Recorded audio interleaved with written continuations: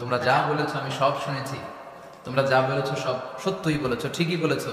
আল্লাহ তাআলা একজনকে বানিয়েছেন সফিউল্লাহ, একজনকে বানিয়েছেন খলিলুল্লাহ, একজনকে বানিয়েছেন কালিমুল্লাহ। তবে জেনে রেখো আমি হচ্ছি হাবিবুল্লাহ, আমি Habibullah. The higher status, the highest peak of the status, সবচেয়ে উঁচু স্ট্যাটাস হচ্ছে আমার। খলিলুল্লাহ মানে আল্লাহর বন্ধু, হাবিবুল্লাহ মানে হচ্ছে আল্লাহর বন্ধু।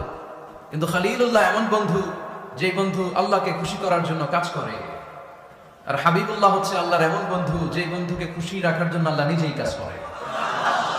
আল্লাহর হাবিব সাল্লাল্লাহু আলাইহি ওয়াসাল্লাম ছিলেন হাবিবুল্লাহ। চিল্লায় বলেন তিনি কি ছিলেন?